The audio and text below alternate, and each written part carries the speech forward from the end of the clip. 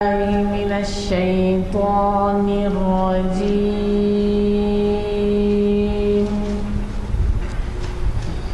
بسم الله الرحمن الرحيم.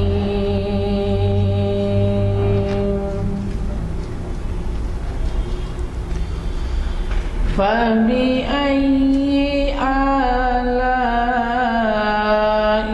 ربكما تكذبان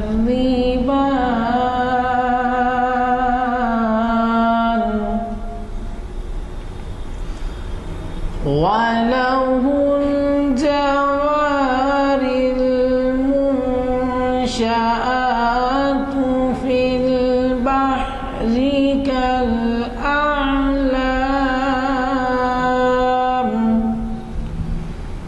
فبأي آلاء ربكما تكذبان.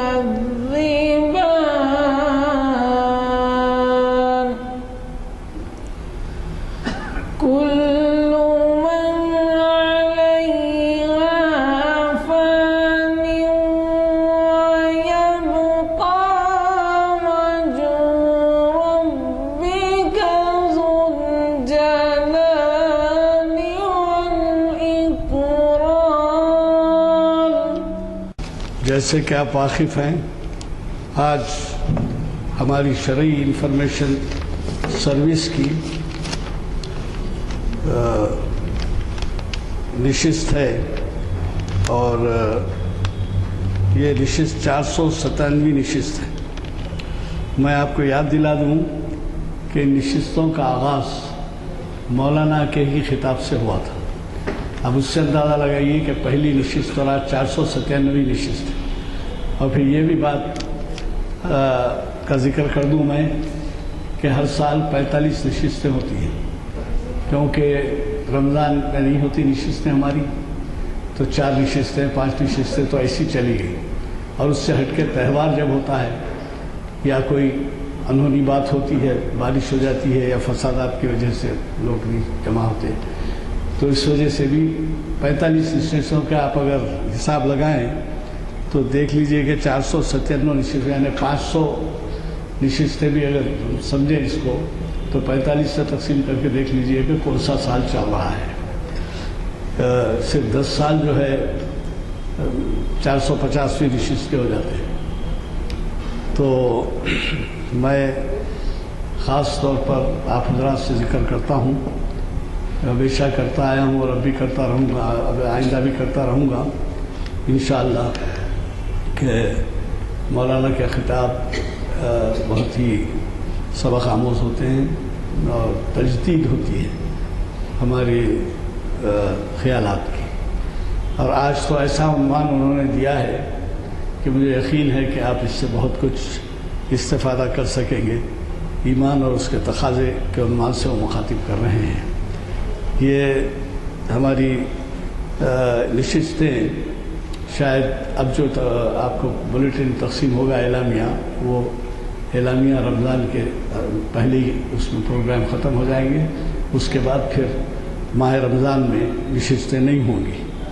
تو آج کے خطاب کے لیے میں مولانا سے درخواست کرنے سے قبل آپ کو یہ بھی یاد دلا دوں کہ 3 جولائی کو یعنی کل نہیں پرسوں ارمغان حجاز تجزیاتی مطالعہ، یہ جو ہے جیسے کہ آپ جانتے ہیں مستر مجاز صاحب ایک بین الاقوامی طور پر جانے مانے شاعر بھی ہیں اور انہوں نے فارسی کلام کا اردو میں ترجمہ کیا ہے۔ تو اس طرح سے وہ ہمیں علامہ اقبال کے فارسی کلام کے سے واقف کرواتے رہتے ہیں۔ یہ ارمغان حجاز فارسی تحریر ہے اور اس کے وہ جو ہے ہمیں تشریح کرتے ہیں۔ رحمۃ اللہ وبرکاتہ۔ بسم اللہ الرحمن الرحیم۔ الحمد للہ رب العالمین، الرحمن الرحیم، مالک یوم الدین، والصلاة والسلام على سیدنا محمد وعلى آله وصحبه أجمعين ومن تبعهم بإحسان إلى يوم الدين. أما بعد، فأعوذ بالله من الشيطان الرجيم. قال الله تعالى في كلامه المجيد والفرقان الحميد: النبي أولى بالمؤمنين من أنفسهم وأزواجه أمهاتهم وأولو الأرحام بعضهم أولى ببعض في كتاب الله. وقال تعالى في مكان آخر: ما كان لمؤمن ولا مؤمنة إذا قضى الله ورسوله أمرا أن يكون لهم الخيرة من أمرهم. وقال تعالى في مكان آخر: وَلَقَدْ أَرْسَلْنَا رُسُلًا مِّن قَبْلِكَ وَجَعَلْنَا لَهُمْ أَزْوَاجًا وَذُرِّيَّةً. وقال النبي صلى الله عليه وسلم: لا يؤمن أحدكم حتى أكون أحب إليه من ولده ووالده والناس أجمعين. وقال: لا يؤمن أحدكم حتى يكون هواه تبعا لما جئت به. ہر قسم کی تعریف کے لائق اللہ ہی کی ذات ہے. وہ اللہ تو تمام جہانوں کا پالنہار ہے، جو بہت ہی مہربان نہایت رحم فرمانے والا ہے، جو بدلے کے دن کا مالک ہے. ایسے مالک الرحمن الرحیم پروردگار کے درود اور سلام ہوں اس کے آخری نبی حضرت محمد مصطفیٰ صلی اللہ علیہ وسلم پر، آپ کی ازواج، آپ کی اولاد، آپ کے اصحاب اور آپ کے ان تمام امتیوں پر جنہوں نے آپ کے طریق کی پیروی کی اور قیامت تک آپ کے طریقے کی پیروی کرتے رہیں گے. حمد و صلات کے بعد، جیسا کہ عنوان آپ نے سنا کہ ایمان اور اس کے تقاضے، دراصل آج کا یہ خطاب اس سے پہلے جو خطاب ہوا تھا اس کا کمپلیشن ہے، اس کا تکملہ ہے. عنوان اس کا رکھا ہے ایمان اور اس کے تقاضے. ایمان کے معنی آتے ہیں دل سے یقین کرنا، اللہ کی ذات گرامی پر بن دیکھے دل سے یقین کرنا، اور پھر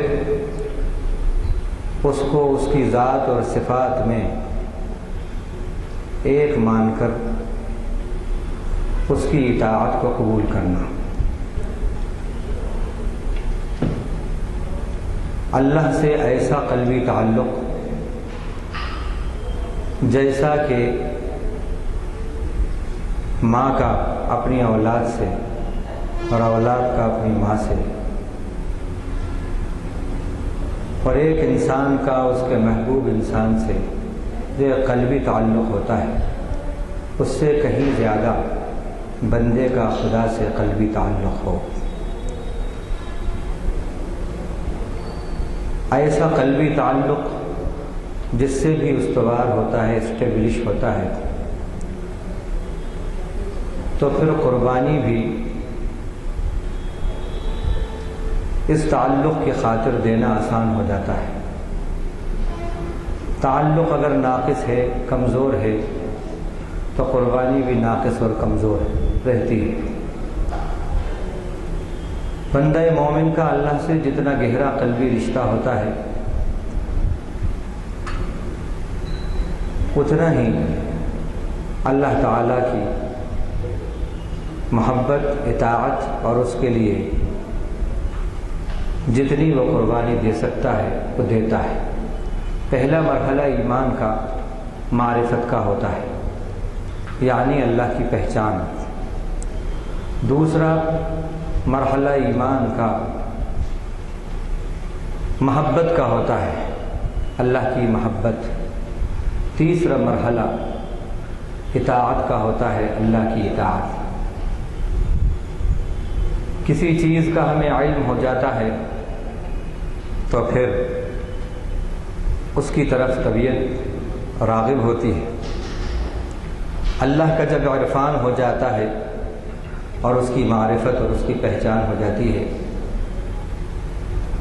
اس کی صفات کریمہ اور بے بدل اور بے مثل صفات سے جب بندہ متعارف ہوتا ہے اور اس کو اس کا عرفان ہوتا ہے، تب دوسرا مرحلہ محبت کا ہوتا ہے، بندہ اس سے محبت کرتا ہے۔ اسی لیے اللہ تعالیٰ نے مومنین کی بہت سی جہاں صفات بیان کری قرآن میں، ان میں ایک صفت والذین آمنوا اشد حبا للہ بھی کہی۔ جو مومنین ہیں وہ اللہ سے سب سے زیادہ محبت کرتے ہیں۔ اب اس محبت کا اور معرفت کا تقاضا ہوتا ہے کہ جس سے محبت ہے اس کو فائدہ پہنچایا جائے اور اس کی مانی جائے۔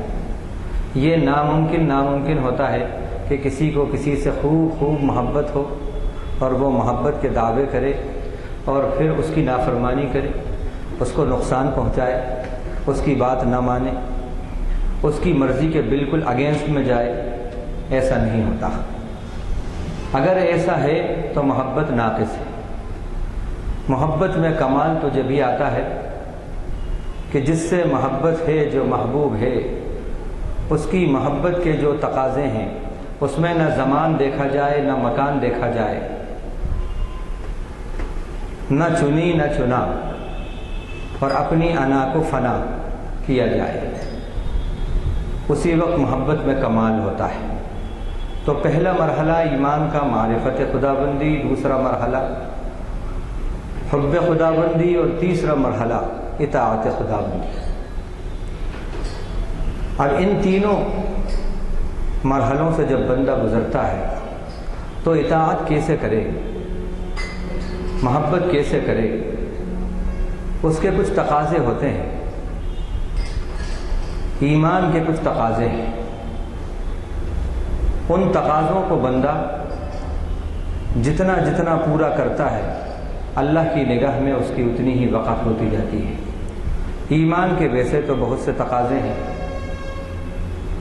ان میں کچھ وہ تقاضے بھی ہیں جو رشتے ناتوں سے تعلق رکھتے ہیں، جو گزشتہ ہم نے آپ کے سامنے پیش کیے تھے کہ بندے کا خدا سے رشتہ اور اس کے تقاضے، بندے کا نبی سے رشتہ اور اس کے تقاضے، بندے کا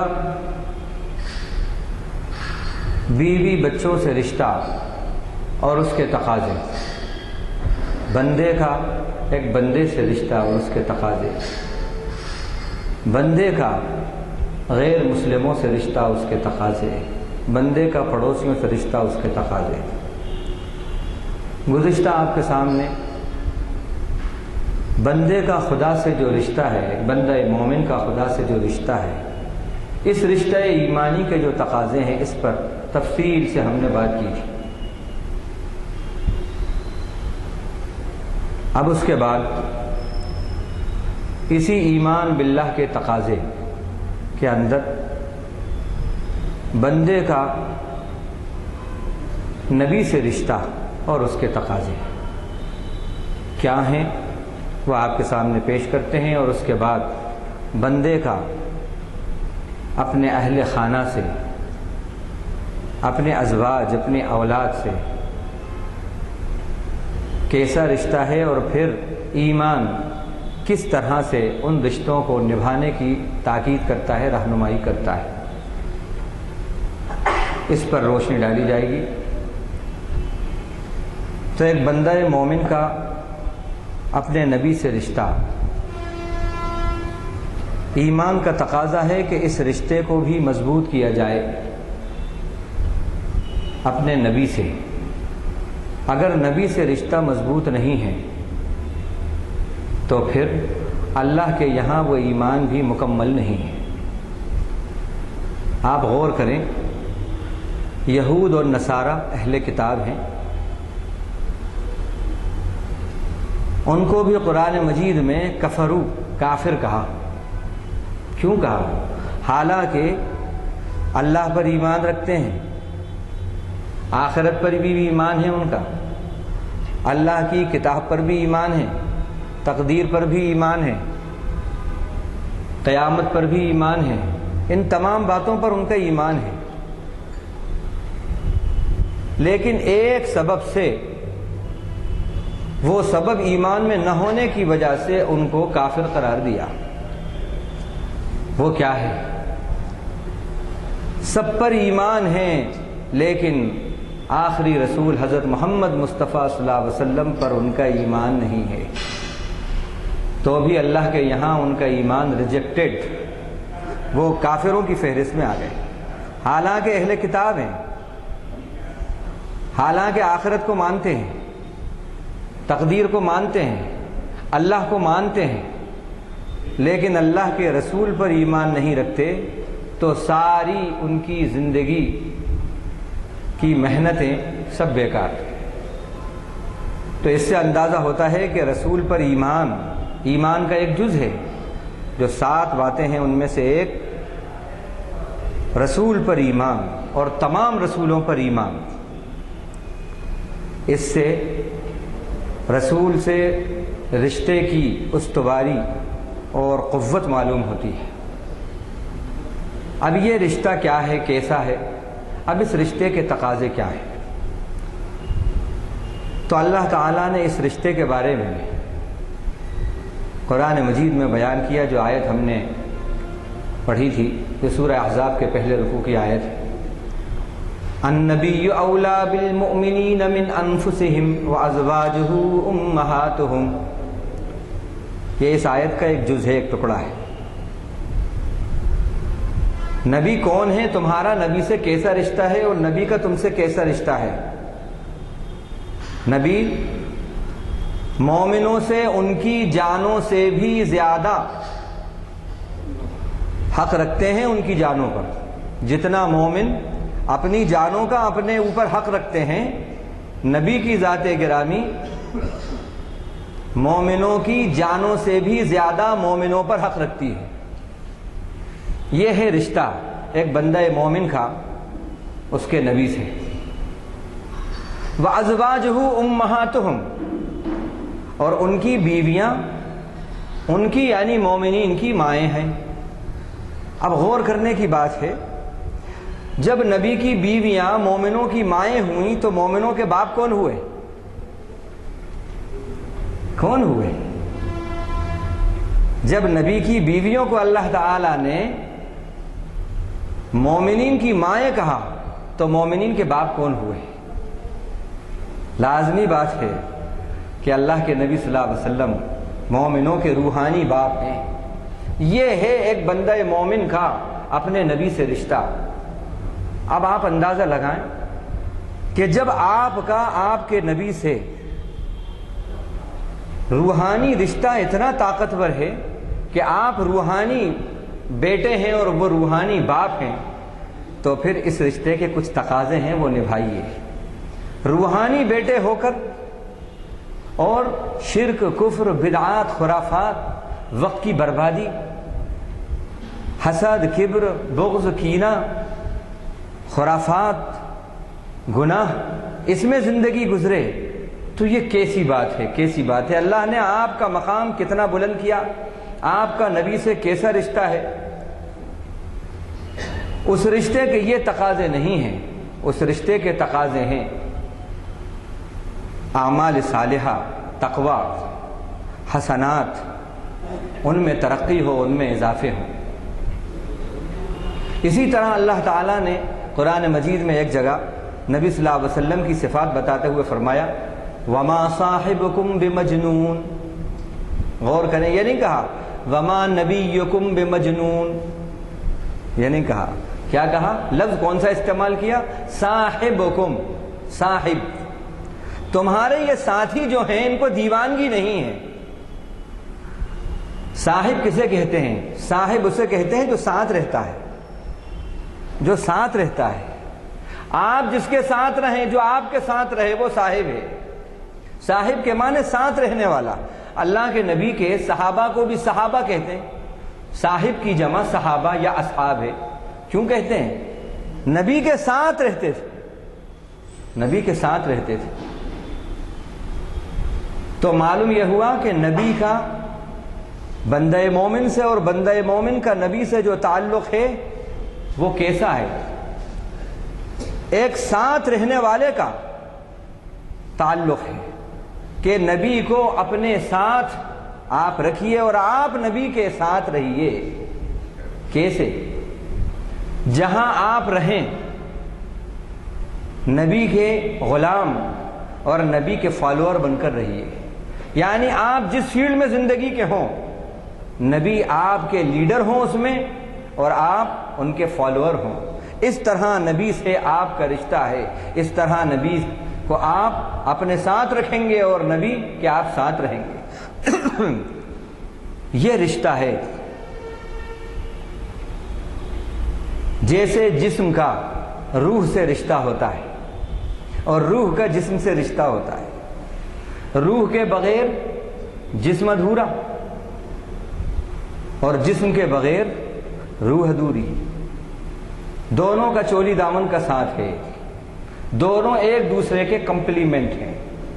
بالکل اسی طرح بندہ مومن کے لیے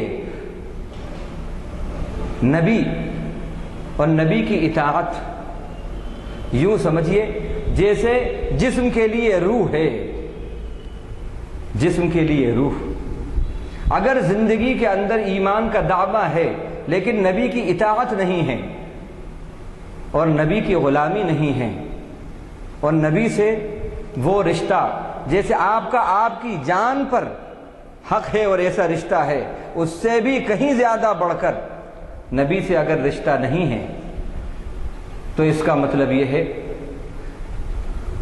کہ جسم تو ہے لیکن روح نہیں ہے، ایمان تو ہے لیکن اس ایمان کے اندر پاور نہیں ہے، پاور نہیں۔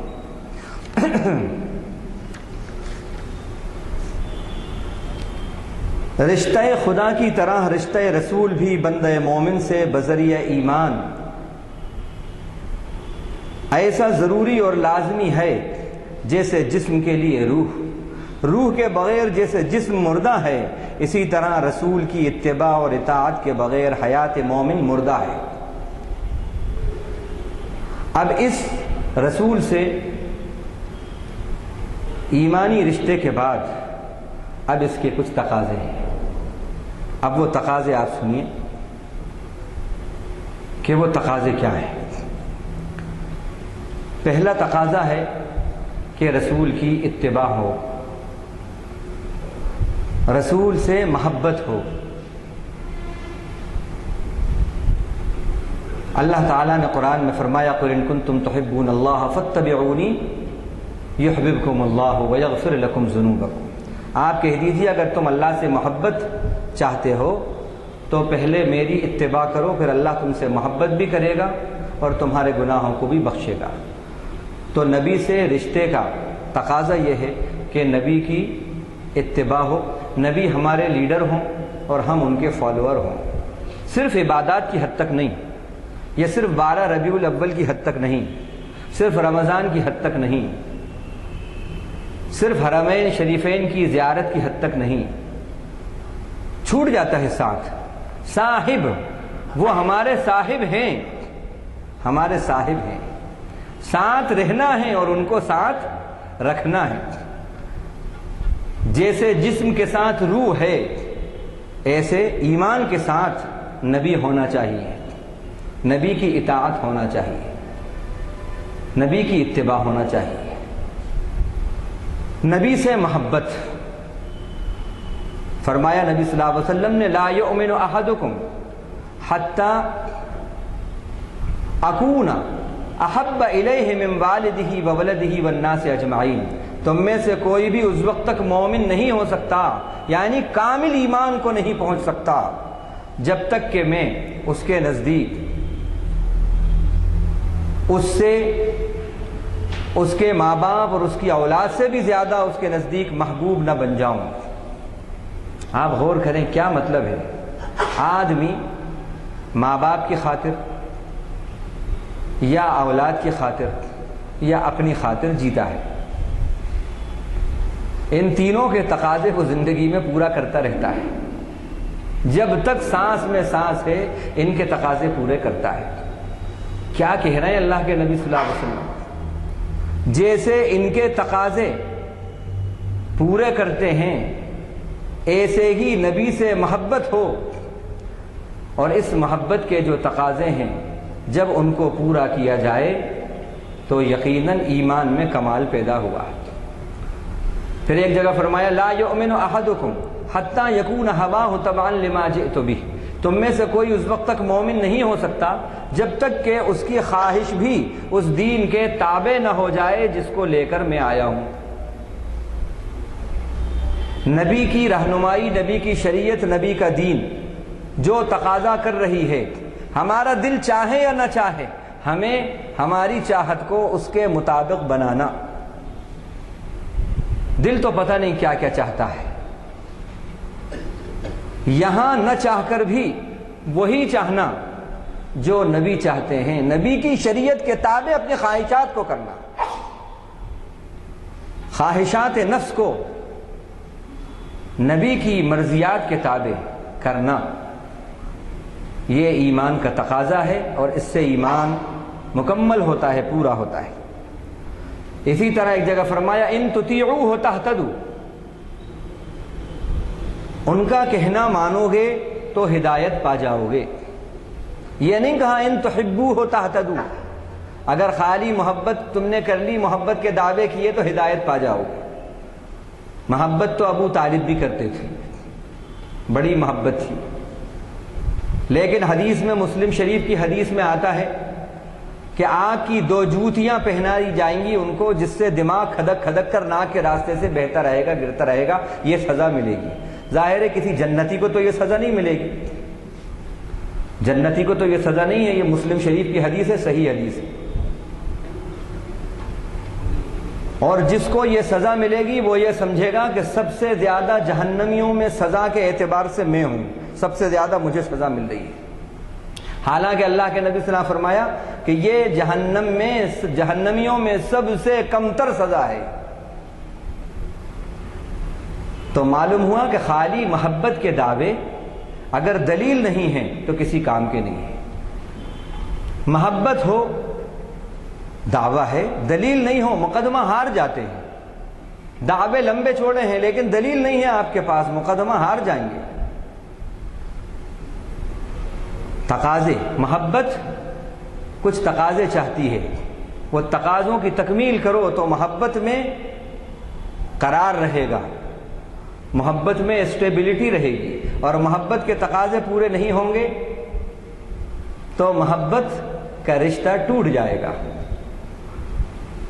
بیوی سے عقد ہونے کے بعد اگر آدمی اس کے تقاضے پورے نہ کرے، رشتے کے جو تقاضے ہیں، رشتہ ازدواج کے، وہ تقاضے پورے نہ کرے اور دعوے بڑے لمبے چوڑے محبت کے کرے، مجھے تم سے بہت محبت ہے اور میں تم پہ بہت مرتا ہوں اور دنیا میں سب سے زیادہ بس تمہیں سے محبت کرتا ہوں، خوب دعوے کرے، اور بیوی کا نام لے لے کر ہونٹوں پہ کبھی انگوٹھوں کو چومے، کبھی آنکھوں سے لگائے اس کا نام لے لے کر، لیکن اس کے جو تقاضے ہیں، روٹی، کپڑا اور مکان، جیون کے یہ 3 نشان، اس کو بالکل کچھ بھی پورا نہ کرے، کوئی پلٹ کے نہ دیکھے اور دعوے خوب کرے، کیا ہوگا؟ وہ ساتھ رہے گی، نباہ ہو سکتا ہے؟ نہیں ہوگا۔ محبت کے اور رشتے کے کچھ تقاضے ہوتے ہیں، جب وہ تقاضے پورے ہوتے ہیں تو رشتے میں استواری، اسٹیبلٹی آتی ہے۔ بالکل اسی طرح نبی سے جو رشتہ ہے، اس رشتے کے بھی کچھ تقاضے ہیں، وہ تقاضے پورے ہوں گے، بندہ مومن اور نبی کے درمیان کی جو محبت اور تعلق ہے اس میں اسٹیبلٹی آئے گی، اس میں استحکام آئے گا۔ تو انہی تقاضوں میں سے ایک تقاضا اطاعت اللہ، اللہ کے نبی کی بات ماننا ہے۔ ایک ہے اتباع، اتباع کے معنی فالو کرنا، پیچھے چلنا، نبی کو لیڈر بنانا، نبی کے پیچھے چلنا، اور پھر لیڈر جو حکم دے اس کی ماننا، اس کو اطاعت کہتے ہیں۔ نبی کے پیچھے چلنا، نبی کو لیڈر ماننا، خود فالوور رہنا، اس کو اتباع کہتے ہیں۔ اور نبی جو حکم دے، جو لیڈر حکم دے، اس کو ماننا، اس کو اطاعت کہتے ہیں۔ اسی طرح یہ جو فرمایا کہ خواہشات بھی دین کے تابع جب تک نہ ہوں، اس دین کے تابع جس کو لے کر میں آیا ہوں، اس وقت تک تم میں سے کوئی بھی ایمان کے کمال کو نہیں پہنچے گا۔ کیا مطلب ہے؟ یہ وہی کر سکتا ہے جو وفادار ہے، جس کی محبت میں اخلاص ہے، خلوص ہے، وفاداری ہے۔ ایسے محبت کے تقاضے وہی نبھائے گا، رشتے کے ایسے تقاضے وہی نبھائے گا، وہی نبھائے گا۔ اسی کا نام وفاداری ہے۔ اقبال نے مشہور شعر کیا خوب کہا کہ محمد سے وفا تو نے تو ہم تیرے ہیں، یہ جہاں چیز ہے کیا لوح و قلم تیرے ہیں۔ کہ محبت سے وفا تو نے تو یہ نہیں ہے کہ محمد سے وفا تو نے تو ہم تیرے ہیں، تو معاملہ ہے سارا وفاداری کا، وفاداری کا۔ ایک آقا ہے، اس کا ایک پیے ہے، خادم ہے، بہت لرنڈ، بڑا قابل، بہت ذہین، لیکن بے وفا ہے، بے وفا ہے۔ اور آقا کا ایک غلام ہے، ان پڑھ ہے لیکن بہت وفادار ہے۔ کس سے اس کو محبت ہوگی؟ وہ وفادار غلام جو ہے اس سے اس کو محبت ہوگی، اور وہ بڑا لرنڈ ہے، بڑی بڑی ڈگری ہولڈر ہے، لیکن اگر وہ بے وفا ہے تو ایک کوڑی کا نہیں ہے آقا کے لیے، ایک کوڑی کا نہیں۔ تو محمد سے بھی وفا ہونا، اور وفا زمان اور مکان کی پابند نہیں ہے۔ محبت زمان اور مکان کی پابند نہیں ہوتی، نہیں۔ جب سامنے ہے محبوب جب ہی اس کی یاد ہے، اور جب محبوب سے دور ہو گئے تو اس کی یاد بھول گئے، ایسا نہیں ہوتا۔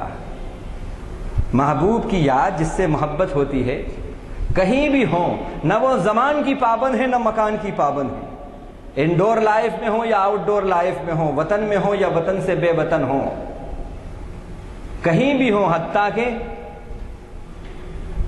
باتھ روم اور ٹائلٹ میں ہوں، وہاں بھی اگر کسی سے محبت ہے خوب تو وہاں بھی اس کی یاد آتی ہے۔ اور یہ حال ہوتا ہے کہ جہاں نہیں آنا چاہیے نماز میں، وہاں بھی کبھی یاد آ جاتی ہے اس کی، ایسا بھی ہوتا ہے۔ جب محبت کی شدت، کسی سے خوب محبت ہوتی ہے، کھڑے ہیں خدا کے سامنے، لیکن معلوم ہوا زمینی محبوب نگاہوں کے اندر آ رہا ہے۔ تو محبت زمان اور مکان کی پابند نہیں ہوتی، محبت دائمی چیز ہے، وفاداری چاہتی ہے۔ ایاز اور محمود کے بہت سے واقعات ہیں۔ ایک مرتبہ وزیر نے کہا محمود سے، یہ غلمٹے کو آپ نے اتنا سر چڑھا رکھا ہے کہ کبھی کبھی آپ ہماری بات کو ریجیکٹ کر دیتے ہیں، اس کی بات کو مانتے ہیں۔ تو محمود غزنوی نے کہا کیوں اس کی میں قدر کرتا ہوں، کیوں مانتا ہوں، وقت آنے پر تو میں پتہ چلے گا۔ ایک مرتبہ بڑا کوئی قیمتی تحفہ کسی بادشاہ نے محمود کے لیے بھیجا، بادشاہ نے کہا کہ اس کو رکھا جائے، غالباً کوئی بڑا قیمتی فانوس تھا، اور کہا کہ سب کو بلایا جائے، دربار کے جو وزیر وزراء جو سب کو بلایا گیا، محمود کو بھی بلایا جائے۔ بادشاہ نے کہا ہر وزیر سے، ہر محل کے کام کرنے والے سے کہ اس کو توڑ دو، اس فانوس کو توڑ دو۔ انہوں نے کہا حضور جس نے بھیجا ہے اس کا دل ٹوٹ جائے گا، کیا قیمتی ہے حضور، بہت قیمتی ہے، ہم نے تو پہلی بار زندگی میں دیکھا ہے اس کو۔ کچھ نہ کچھ بہانہ ہر ایک بنا رہا تھا۔ باری آتی ہے ایاز کی، ایاز توڑ دو، ایاز نے اٹھایا اور اٹھا کر دھڑام دلی سے توڑ دیا۔ پوچھا بادشاہ نے ایاز تم نے کوئی تعویل نہیں کری، تم نے کوئی عذر پیش نہیں کیا؟ اس نے کہا حضور میری نظر میں فانوس نہیں، آپ کی قیمت ہے، آپ کے حکم کی قیمت ہے۔ یہ ہے معاملہ۔ دنیا کیا ہے، دنیا کی اوقات کیا ہے؟ کچھ نہیں۔ جب نبی کا حکم آ گیا، نبی کی اطاعت آ گئی، نبی کی غلامی آ گئی، ہم سب قربان کر دیں گے۔ یہ ہے وفاداری۔ وفاداری، نبی کی محبت، نبی سے رشتہ وفاداری چاہتی ہے۔ کی محمد سے وفا تو نے تو ہم تیرے ہیں، یہ جہاں چیز ہے کیا لوح و قلم تیرے۔ اسی طرح اس رشتے کا ایک تقاضا ہے تعزیر و توقیر۔ تعزیر و توقیر، نبی کی حمایت کی جائے، نبی کی عزت کی جائے، نبی سے کا احترام کیا جائے۔ اِنَّا أَرْسَلْنَاكَ شَاهِدًا وَمُبَشِّرًا وَنَذِيرًا لِتُؤْمِنُوا بِاللَّهِ وَرَسُولِهِ وَتُعَزِّرُوهُ وَتُوَقِّرُوهُ۔ ہم نے آپ کو گواہ بنا کر بھیجا، ڈرانے والا بنا کر بھیجا، تاکہ اے مومنو تم اللہ پر ایمان لاؤ، رسول پر ایمان لاؤ، اور اسی کے ساتھ ساتھ ان کی حمایت کرو۔ تعزیر، حمایت کرو، ان کی سپورٹ کرو، ان کی، اور توقیر کرو، ان کی ریسپیکٹ کرو ان کی۔ یہ دونوں چیزیں ساتھ ساتھ چلنا چاہیے، تعزیر بھی توقیر بھی۔ لیکن ہم یہ دیکھتے ہیں توقیر تو کہیں نظر آتی ہے، لیکن تعزیر یعنی حمایت نظر نہیں آتی، سپورٹ نظر نہیں آتی۔ نہیں، دونوں بیک وقت ہونا چاہیے۔ نبی کی سنتوں کی حمایت ہو، نبی کے طریقے کی حمایت ہو، نبی کی بات کی حمایت ہو، اور نبی کی توقیر بھی ہو، احترام بھی ہو، اہتمام بھی ہو، نبی کی باتوں کا احترام بھی ہو، اور اس کو پورا کرنے کا زندگی میں اہتمام بھی ہو۔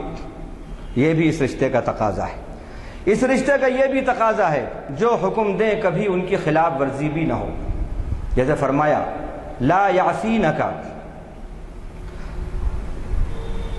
وہ عورتیں آپ کی نافرمانی نہ کریں، آپ جو حکم دیں ان کو۔ سورہ ممتحنہ کے اندر بتایا۔ صحابہ کرام فرماتے ہیں بایعنا علی ید رسول اللہ صلی اللہ علیہ وسلم، ہم نے اللہ کے نبی صلی اللہ علیہ وسلم کے ہاتھ پر بیعت کی۔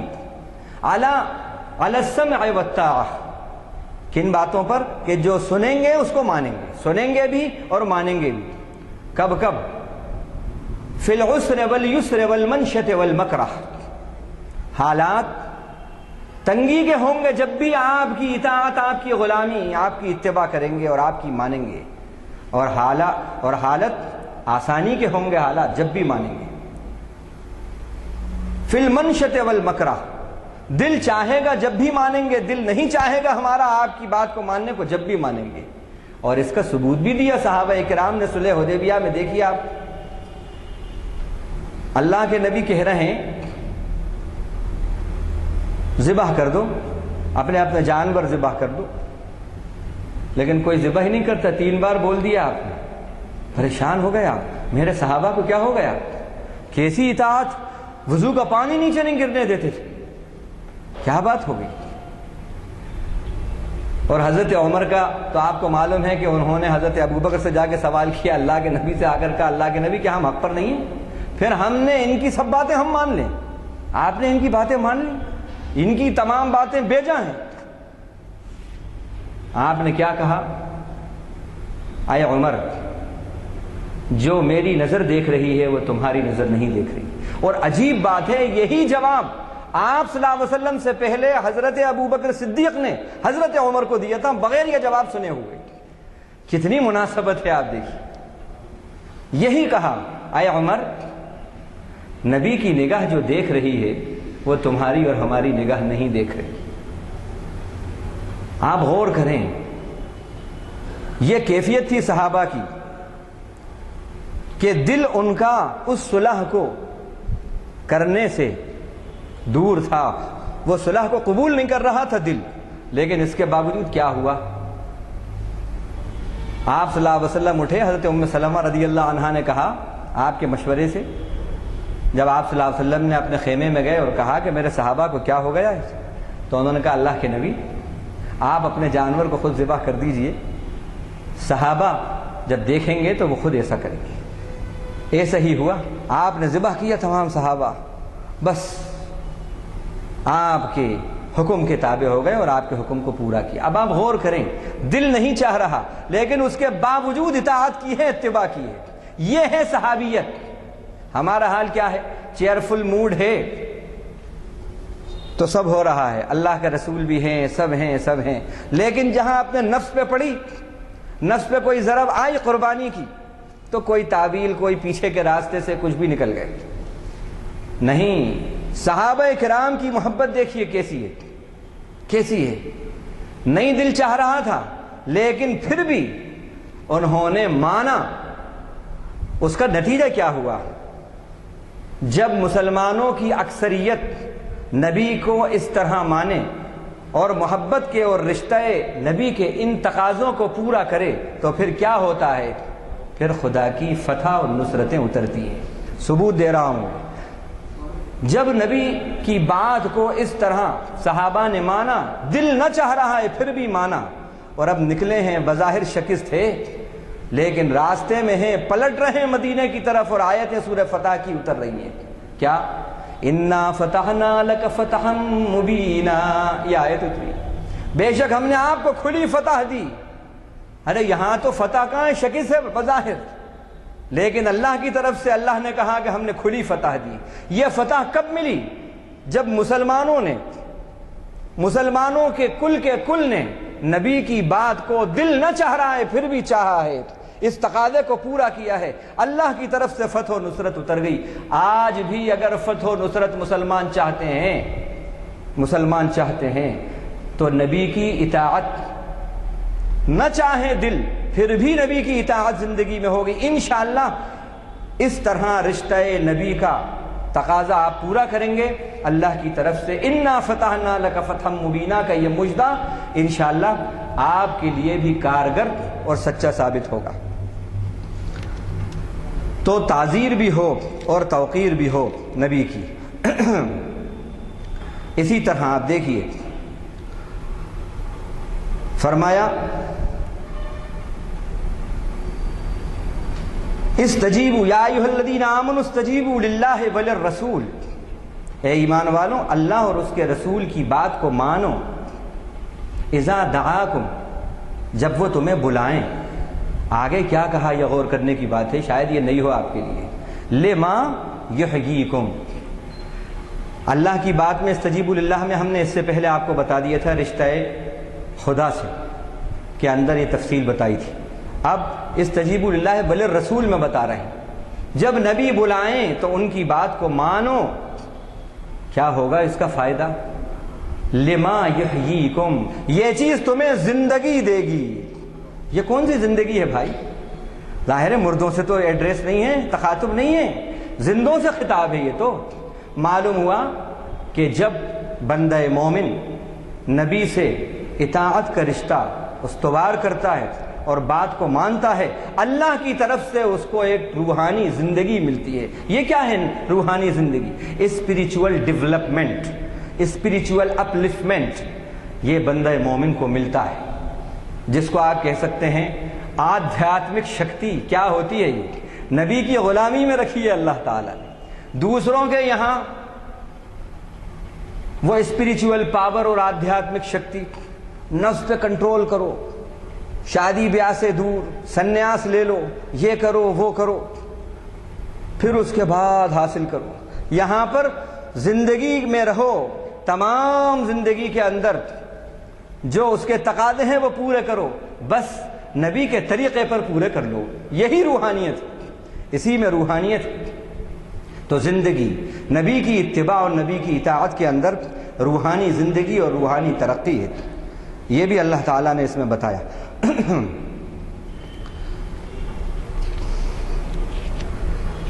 تو یہ نبی کے جو نبی کا ایک بندہ مومن سے رشتہ اور اس کے جو تقاضے تھے، یہ تقاضے ہیں۔ ان تقاضوں کو جب بندہ پورا کرتا ہے تو پھر یقیناً یہ حال ہوتا ہے اس کا کہ اللہ تعالیٰ دوستی کا ہاتھ بڑھاتے ہیں اس کی طرف۔ اگر سنت پہ عمل کرنے میں، نبی کی اتباع میں اور اطاعت میں کبھی ایسا ہوتا ہے خاندان والے بائیکاٹ کر دیتے ہیں، دوست احباب چھوڑ دیتے ہیں، ارے میاں یہ تو ملا بن گیا بھائی، یہ تو پرانے زمانے کا آدمی معلوم ہوتا ہے کبھی. اور کبھی کبھی اپنے بھی ساتھ چھوڑ دیتے ہیں، ارے یہ تو مولوی ملا بن گئے بھائی، ان سے کوئی اب سروکار نہیں ہے ان کو دنیا سے. کبھی ایسا معاملہ ہو تو کیا ہو، میں آپ کو بتاؤں ایک خوشخبری. حضرت عبداللہ ابن سلام رضی اللہ عنہ یہود کے بہت بڑے عالم، یہ مقام تھا ان کا، اتنا بڑا یہود کے اندر ان کا مقام تھا کہ ان کے بغیر کوئی کام انجام نہیں پاتا تھا بغیر ان کی شرکت کی. یہ ایمان لے آئے. اب جو ایمان لائے تو ان کے قوم نے ان کا بائیکاٹ کر دیا. پوچھ نہیں رہے، بات نہیں کر رہے، بلا نہیں رہے. تو آدمی کو بڑا فیل ہوتا ہے. ایک وقت تھا کہ لوگ سروں پہ بٹھا رہے تھے، اور اب یہ ہے کہ اپنے بھی مجھے نہیں پوچھا ہے. بہت فیلنگ ہوتی ہے. ایک مرتبہ اللہ کے نبی صلی اللہ علیہ وسلم کے پاس آئے اور آ کر اپنا شکوہ کیا انہوں نے. اے اللہ کے نبی، ایک وقت تھا کہ میرا مقام اتنا بلند تھا، اور اب یہ حال ہے کہ مجھ سے بات کرنے کو کوئی تیار نہیں ہے. بڑا دل دکھتا ہے اللہ کے نبی جب میں اس طرح کے واقعات دیکھتا ہوں. بس انہوں نے ادھر یہ بات کہی ہے، آسمانوں پہ خبر ہو گئی، اس کی خبر ہو گئی. میری خاطر، میرے رسول پہ ایمان لانے کی خاطر، مجھ سے رشتہ مضبوط کرنے کی خاطر، میرے حبیب سے رشتہ مضبوط کرنے کی خاطر زمانے نے تجھے چھوڑا ہے. کہہ دو اے محمد صلی اللہ علیہ وسلم ان کو، یہ بشارت سنا دو ان کو. کیا؟ انما ولیکم اللہ ورسولہ والذین آمنوا الذین یقیمون الصلاة ویؤتون الزکاة وهم راکعون ومن یتول اللہ ورسولہ والذین آمنوا فإن حزب اللہ هم الغالبون. یہ بشارت سنا دیجئے، ارے اگر زمانے نے تم کو چھوڑا ہے، اللہ تم سے دوستی کا ہاتھ بڑھاتا ہے، اس کا رسول تم سے دوستی کا ہاتھ بڑھاتا ہے. وہ ایمان والے جو نماز قائم کرتے ہیں وہ دوستی کا ہاتھ بڑھاتے ہیں، اور جو اللہ کے سامنے جھکتے ہیں. اور پھر کہا اللہ جس سے دوستی کرتا ہے اور اس کا رسول جس سے دوستی کرتا ہے تو سمجھ لو وہ شخص اللہ کی جماعت میں شامل ہو جاتا ہے، اور جو اللہ کی جماعت میں شامل ہوتا ہے فَإِنَّ حِزْبَ اللَّهِ هُمُ الْغَالِبُونَ، اللہ کی جماعت کو غلبہ ملتا ہے، وہ غالب آ کر رہتی ہے.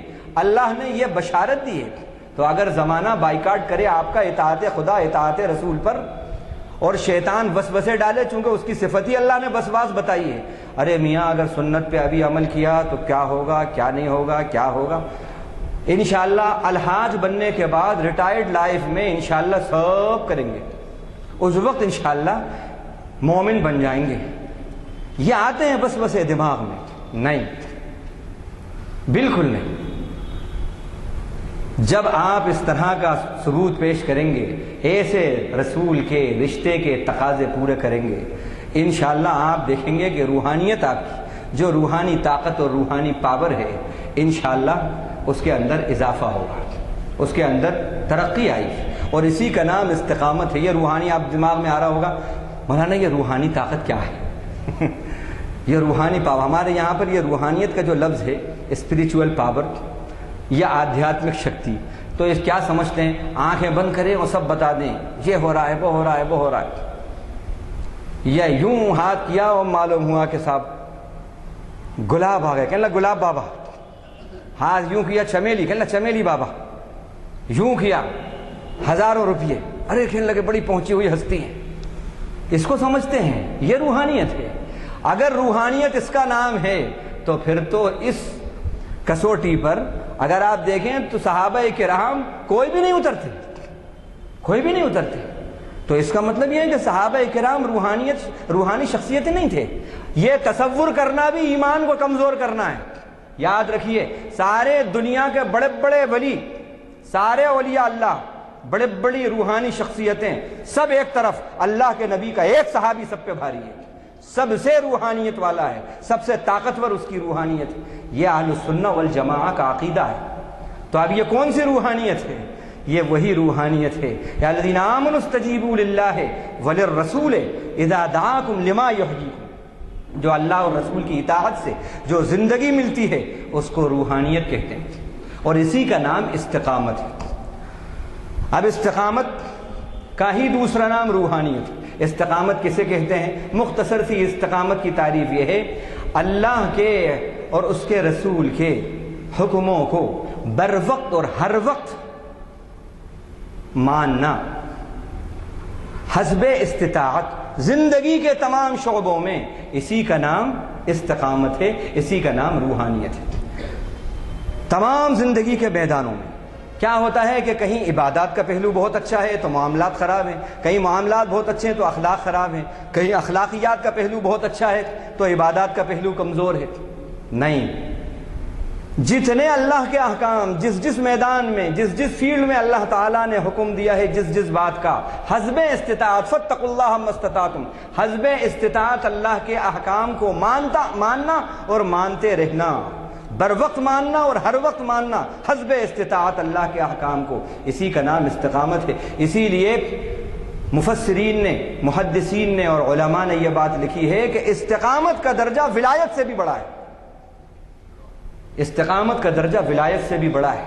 استقامت ولایت کی پہلی سیڑھی ہے۔ تو اللہ تعالی ہمیں اپنے رسول سے اس طرح قلبی رشتہ اور اس کے تقاضے نبھانے کی توفیق عطا فرمائے۔ اب اس کے بعد اہل و عیال، بیوی بچوں سے رشتہ اور اس کے تقاضے۔ ایمان کی جہاں بہت سے تقاضے ہیں، ان میں ایک تقاضا یہ بھی ہے کہ تم جو تمہارا ساتھی ہے، اہل و عیال ہیں، ان کے ساتھ بھی تمہارا رہن سہن اس طریقے پر ہو جو اللہ چاہتے ہیں، جو اللہ چاہتے ہیں۔ اب یہ کیا تعلق ہے رشتہ ازدواج سے؟ کیسا تعلق ہے؟ کیسے نبھانا؟ ان کے تقاضے کیسے پورا کرنا؟ وَمِنْ آيَاتِهِ أَنْ خَلَقَ لَكُم مِّنْ أَنفُسِكُمْ أَزْوَاجًا لِتَسْكُنُوا إِلَيْهَا وَجَعَلَ بَيْنَكُم مَّوَدَّةً وَرَحْمَةً۔ اس رشتے کو اللہ تعالیٰ نے پیدا کیا ہے۔ اس کی قدرت کی نشانیوں میں سے ایک نشانی یہ ہے کہ اس نے تمہارے لیے تمہاری ہی جانوں میں سے تمہارے جوڑے، تمہاری بیویاں بنائیں۔ یہ اللہ کا مقرر کیا ہوا رشتہ ہے۔ مقصود کیا بتایا؟ لِتَسْكُنُوا إِلَيْهَا، تاکہ تم ان سے سکون حاصل کرو۔ وَجَعَلَ بَيْنَكُم مَّوَدَّةً وَرَحْمَةً، اور تمہارے درمیان محبت اور رحمت اس نے اتار دی، مہربانی رکھ دی۔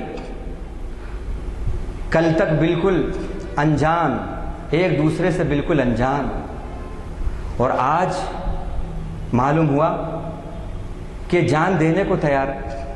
یہ بھی دیکھا گیا، یہ اللہ تعالیٰ نے اس کے اندر وہ محبتیں رکھی ہیں، وہ محبتیں رکھی ہیں۔ اب اس کے کچھ تقاضے ہیں۔ ازدواج یعنی ازواج، بیویوں کے سلیکشن کے اندر بھی ایمان کے کچھ تقاضے ہیں۔ وہ کیا ہیں؟ اللہ کے نبی صلی اللہ علیہ وسلم نے فرمایا، تنکح المرأة لأربع، لمالها ولجمالها ولحسبها ولدینها فاظفر بذات الدین۔ چار وجہ سے عورت سے نکاح کیا جاتا ہے، یا تو اس کے مال کی وجہ سے، یا اس کے جمال کی وجہ سے، یا اس کے حسب نسب کی وجہ سے، یا اس کے دین کی وجہ سے۔ غور کرنے کی بات ہے، ایک نمبر پہ اللہ کے نبی نے مال کو رکھا، دوسرے پہ جمال کو رکھا، تیسرے پہ حسب نسب کو رکھا، چوتھے پہ دین کو رکھا۔ آج ہم نے بھی بالکل ایسا ہی حال کر دیا ہے۔ دینداری 4th گریڈ پہ ہے، 4th گریڈ پہ۔ لیکن آپ یاد رکھیں، ان چاروں میں سے دعا، ان چاروں میں سے دعا اللہ کے نبی کی کس کے ساتھ ہے؟ فَاظْفَرْ بِذَاتِ الدِّينِ، دیندار عورت سے شادی کر اور کامیاب ہو جا، کامیاب ہو جا۔ اب اس کے اندر اللہ کے نبی صلی اللہ علیہ وسلم نے فرمایا، اذا خاطب الیکم من ترضون دینہ وخلقہ فزوجوہ، جب تمہارے پاس رشتے آئیں ایسے شخص کے جس کا دین اور اخلاق تمہیں پسند ہو تو شادی کر دو۔ کیا معیار ہونا چاہیے سلیکشن میں؟ دین اور اخلاق دونوں کے لیے جو معیار ہونا چاہیے زندگی کے ساتھی کا، جیون ساتھی کا، وہ کیا ہونا چاہیے؟ دین اور اخلاق. لیکن آج نہ دین معیار ہے نہ اخلاق معیار ہے. کیا معیار ہے؟ دنیا اور دنیا داری، دنیا اور کیپٹل، یہ معیار ہے. اب جو معیار نبی نے بتایا ہے، جب وہ معیار ہی نہیں ہوگا اور اس معیار کو آپ سامنے نہیں رکھیں گے تو یقیناً پھر رشتوں کے اندر، یہ رشتہ ازدواج جو ہوتے ہیں، اس کے اندر پائیداری نہیں آئے گی. تو اس کا بھی خیال رکھا جائے. آج ہم یہ دیکھ رہے ہیں کہ کتنی ہماری بہنیں ہیں، مسلم بہنیں، غیر مسلموں کے ساتھ ان کے تعلقات، غیر مسلموں کے ساتھ ان کے تعلقات اور اس کا ثبوت 5-5 6-6 بچوں کی شکل میں. یہ کیا وجہ ہے؟ وجہ کیا ہے؟ ہم نے رشتے ناتوں کے سلسلے میں، شادی بیاہ کے سلسلے میں اللہ کے حکم کو اور ایمان کے تقاضے کو پورا نہیں کیا. یہ پورا نہیں کیا ہم نے. اللہ نے، اللہ کے حبیب نے حکم دیا تھا دین اور اخلاق کو معیار بناؤ. ہم نے دنیا کو اور دنیا داری کو معیار بنایا. اب ایک بات اور بتا دی، بہت اہم بات. اسلام میں جو عقد ہے اور نکاح ہے، اس کی روح کیا ہے؟ اللہ تعالیٰ نے اس کی روح 5ویں پارے کے اندر بتائی. والمحصنات من النساء الا ما ملكت ايمانكم كتاب الله عليكم واحل لكم ما وراء ذلكم ان تبتغوا باموالكم. اس کے بعد 2 لفظ بولے اللہ نے، محسنین غیر مسافحین. تم اس لیے عقد کرو، اپنی چیسٹٹی، اپنا تقدس، اپنی پاک دامنی کی حفاظت کرو گے. اس لیے عقد کرو، اپنی پاک دامنی کی حفاظت کے لیے عقد کرو، اپنی پاکیزگی کے لیے حفاظت کرو. تمہاری زندگی پاکیزہ رہے، تمہاری جوانی پاکیزہ رہے، تمہارے جذبات پاکیزہ رہیں، اس لیے عقد کرو. غیر مسافحین، صرف مستی نکالنے کے لیے عقد مت کرو. یہ کیسی گہری بات ہے، آپ غور کریں، کیسی گہری بات ہے. اسلام نے رشتہ ازدواج کو عبادت کا درجہ دیا ہے. النکاح من سنتی، نکاح میری سنت ہے.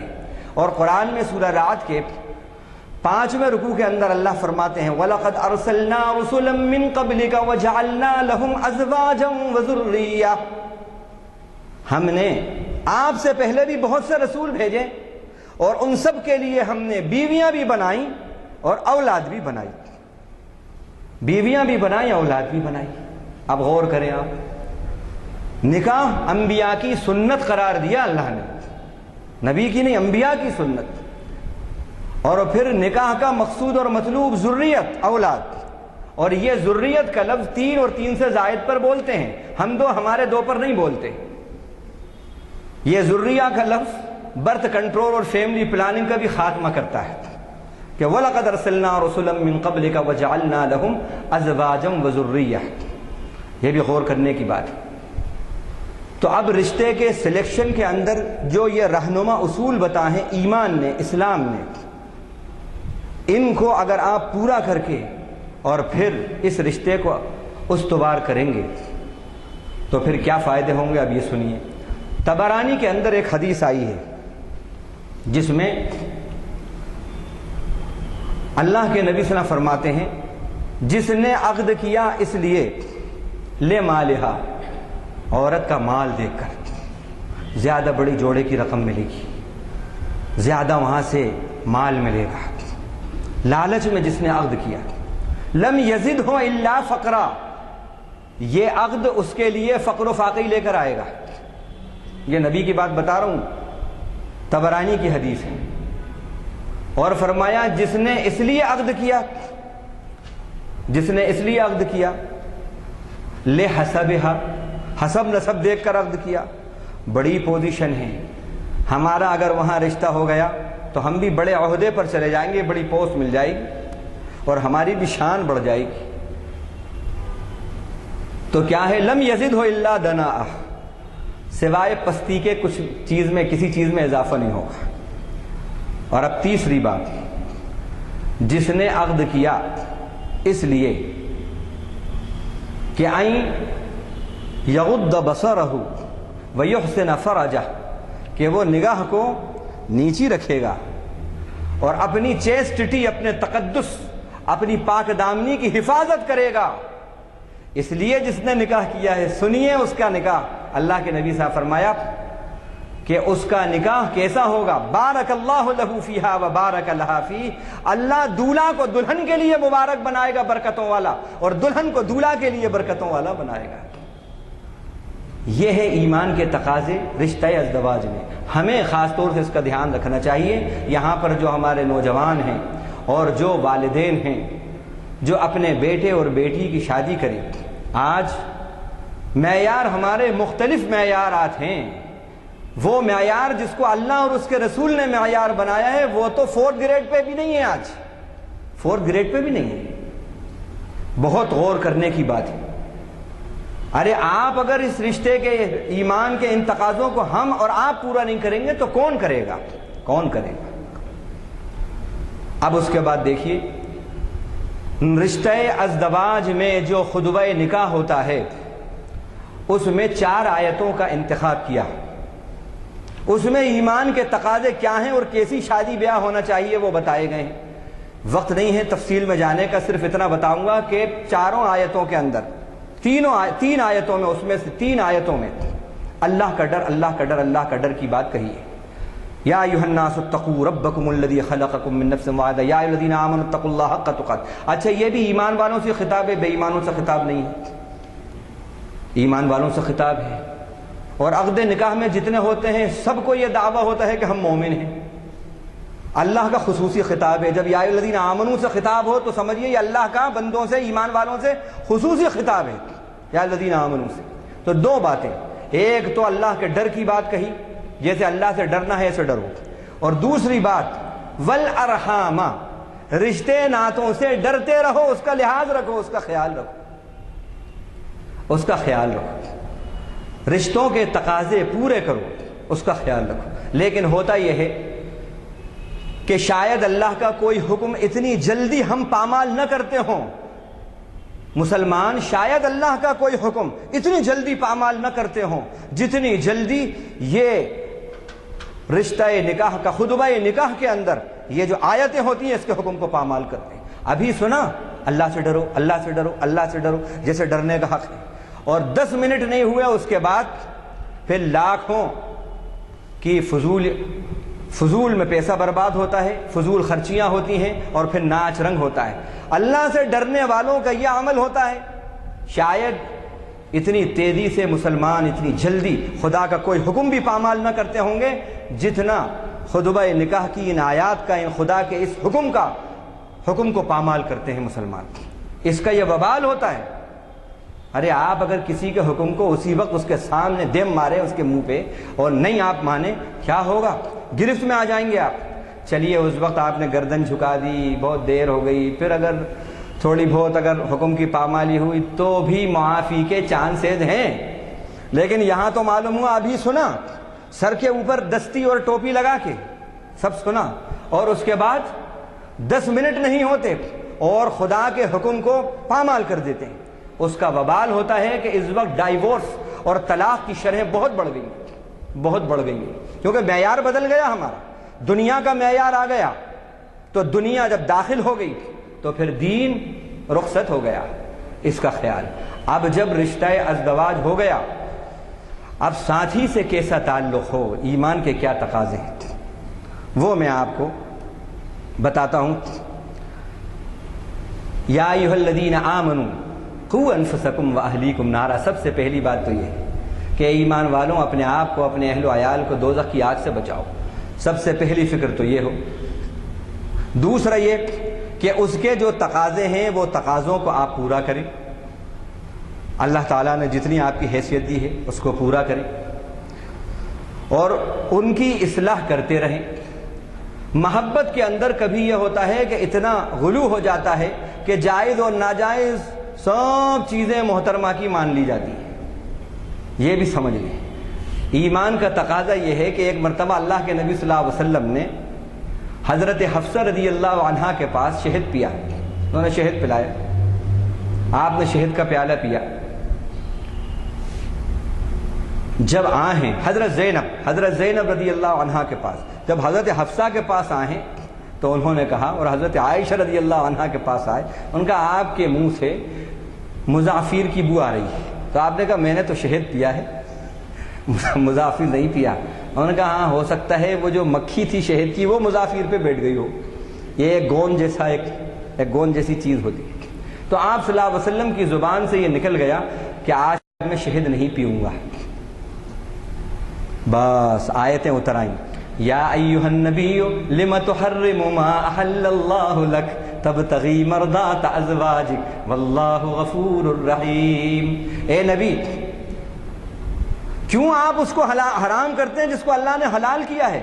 آپ اپنی بیویوں کی مرضی چاہتے ہیں، اللہ بہت غفور ہیں، بہت رحیم ہیں۔ آپ غور کریں، اس سے ہمیں یہ بات معلوم ہوتی ہے کہ ہمارا جو بیوی بچوں سے تعلق ہو، بہت محبتیں اپنی جگہ پر، لیکن ان محبتوں میں کہیں شریعت خداوندی پامال نہ ہو، اس کا خیال رہے۔ اکثر ایسا ہوتا ہے اولاد اور بیوی کی محبت کے اندر فتنوں میں پڑ جاتے ہیں، اسی لیے اللہ نے فرمایا انما اموالکم واولادکم فتنہ۔ ایک جگہ فرمایا یا الذین آمنوا ان من ازواجکم واولادکم عدوا لکم فاحذروا۔ یہ کیوں کہا؟ ایک فتنہ کہا، ایک آزمائش کہا، اور ایک دشمن کہا۔ فتنہ اور دشمن، یہی چیزیں جو دوست ہیں، یہ فتنہ اور دشمن کب بن جاتی ہیں؟ جب اللہ کے حکم پامال ہوگا اور ان کی محبت خدا اور رسول کی محبت پر غالب آ جائے گی، تو پھر سمجھ لیجیے کہ وہی اولاد آپ کے لیے فتنہ اور وبال بھی بن سکتی ہے۔ تو اصلاح کا خیال۔ اب دیکھیے اللہ کے نبی صلی اللہ علیہ وسلم کا جو ازواج مطہرات کے ساتھ جو معاملہ تھا کیسا تھا؟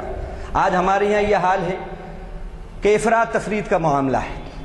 اگر بیوی سے بہت محبت ہے تو ماں باپ بیچارے بڈھا بڈھی ان کا ساتھ چھوڑ دیا۔ کہیں ایسا ہوتا ہے کہ ماں باپ کے اتنے تابع اور فرما بردار ہیں کہ اس بیوی کے بیچاری کے آدھے اس کے جو تقاضے ہیں زندگی کے، اس کے جو ہیں وہ تقاضے پورے نہیں ہو رہے۔ نہیں، یہ نہیں ہونا چاہیے۔ اعتدال زندگی میں ہو کہ آتے کل ذی حق حقا، ہر ایک کے حقوق ادا کرو۔ ماں باپ کے حقوق بھی ادا ہوں، بیوی کے بھی حقوق ادا ہوں، بچوں کے بھی حقوق ادا ہوں، یہ حقوق برابر ادا ہوں۔ ہمارا یہ ہوتا ہے کہ ایک حکم پورا ہوتا ہے تو دوسرے حکم جو ہیں متاثر ہوتے ہیں۔ نہیں، یہ استقامت نہیں ہے۔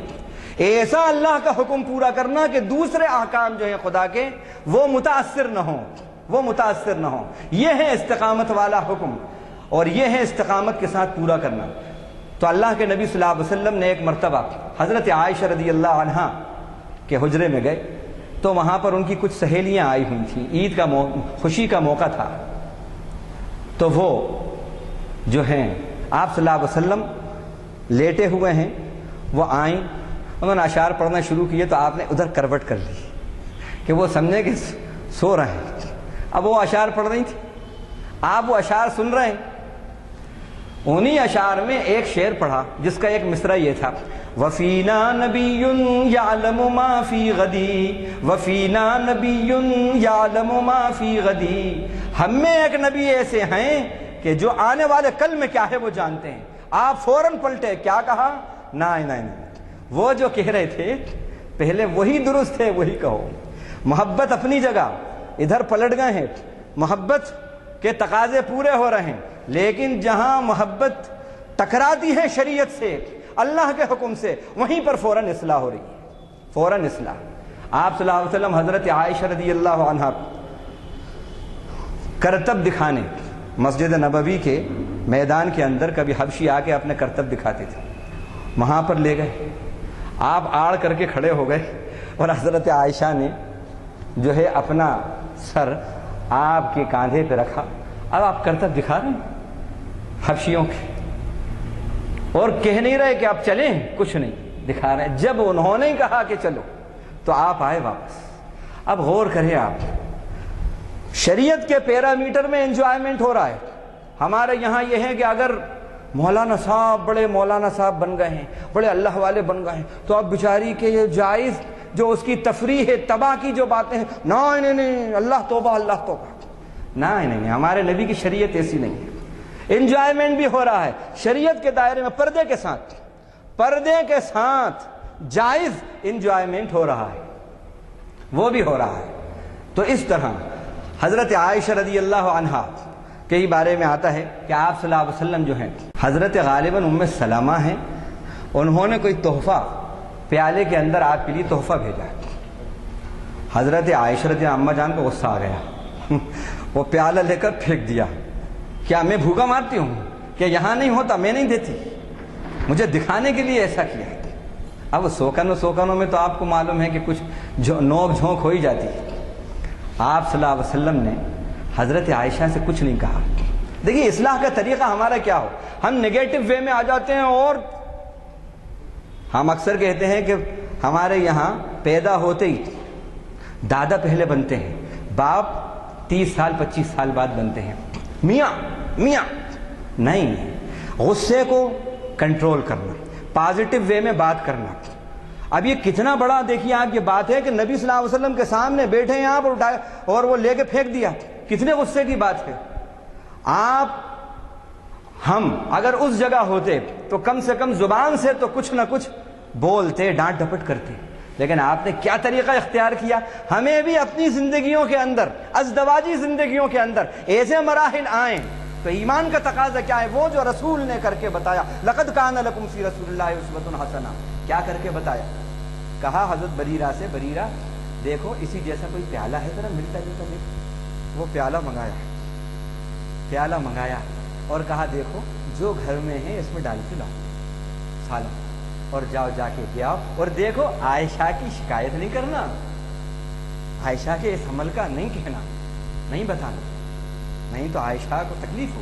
اللہ اکبر، بس یہ عمل کرنا تھا کہ حضرت عائشہ جب یہ یاد آتی تھی تو پھوٹ پھوٹ کر روتی تھی، کاش کچھ کہہ لیتے اللہ کے نبی مجھ سے، کاش کہہ دیتے، پھوٹ پھوٹ کر روتی تھی۔ یہ ہے، اور اس کے بعد پھر کبھی اس طرح کا سوچا بھی نہیں انہوں نے۔ یہ طریقہ ہے ہمارے یہاں، جب ایسی کوئی بات ہو جائے، انبن ہو جائے تو ہمیں جذب کرنا، برداشت کرنا اور پازیٹیولی بات کرنا۔ اللہ تعالیٰ نے فرمایا بیویوں سے متعلق، ہن لباس لکم وانتم لباس لہن، غور کرنے کی بات ہے۔ کیا بات نبی نے کر کے بتایا، بیویاں تمہارے لباس ہیں، تم ان کے لباس ہو۔ لباس کا کام کیا ہوتا ہے؟ 3 کام ہوتے ہیں لباس کے، بیوٹیفیکیشن، پروٹیکشن، کنسیلیشن، 3 بات ہوتی ہے۔ حسن دیتی ہے لباس، جسم کو حسن دیتا ہے۔ دوسرا کام کیا کرتا ہے؟ تحفظ دیتا ہے، سردی گرمی سے بچاتا ہے۔ اور تیسرا کام کیا ہوتا ہے؟ بدن کے عیوب کو چھپاتا ہے۔ یہی رول نبھانا ہے، اسلام یہ کہتا ہے، دین یہ کہتا ہے، شوہر بیوی کے لیے لباس کا رول پلے کرے اور بیوی شوہر کے لیے لباس کا رول پلے کرے۔ اس کی زندگی کو وہ سنوارے، ان کی زندگی کو یہ سنوارے، ان کے عیوب یہ چھپائیں، ان کے عیوب وہ چھپائیں، اور پھر اس کے بعد ان کو یہ تحفظ دیں، ان کو وہ تحفظ دیں۔ تو دیکھیے آپ، یہاں کی بات یہیں پر، ہماری بات سسرال میں نہیں، سسرال کی بات مائکے میں نہیں۔ آپ ایسا کر کے دیکھیے، انشاءاللہ آپ دیکھیے، ایسی اگر ہم نے اپنے بچوں کی تربیت کری تو انشاءاللہ ثم انشاءاللہ آنکھوں کا تارا بنیں گی، اور پھر پورے خاندان کی لیڈر بن جائیں گی۔ جن بچیوں نے اس طرح کا عمل جا کے کیا ہے، شروع میں ان کے ساتھ بڑا ظلم و ستم ہوا، لیکن انہوں نے جو پازیٹیولی اس طرح جو ایمان کے تقاضوں کو پورا کرتے ہوئے رشتے نبھائے، ایک وقت آیا کہ اس کے بہو کے مرضی کے بغیر کوئی کام نہیں ہوگا۔ ساس یہ کہہ رہی ہے، شوہر یہ کہہ رہا نہ ہی ہماری دلہن جب تک یہ اس میں اوکے نہیں کرے گی تو ہم نہیں کریں گے۔ یہ کب ہوا؟